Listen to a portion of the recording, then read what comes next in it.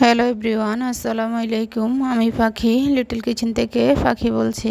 আপনারা সবাই কেমন আছেন? আলহামদুলিল্লাহ, আল্লাহর রহমতে আমি ভালো আছি। তো আজকে আপনাদের জন্য নতুন একটি ভিডিও নিয়ে আসলাম। আজকে সকালের নাস্তায় থাকছে রুটি, চা আর পাতাকপি ভাজি।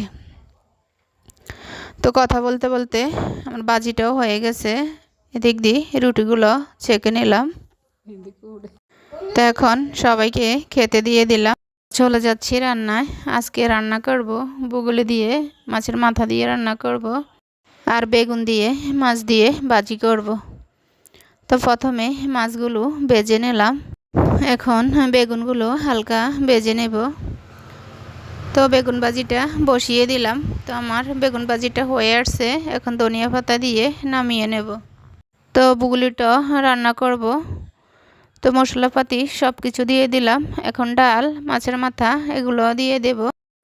কিছুক্ষণ কষিয়ে নেব। এখন বগুলিটা দিয়ে দিলাম। তো ভালো করে কষিয়ে নেব।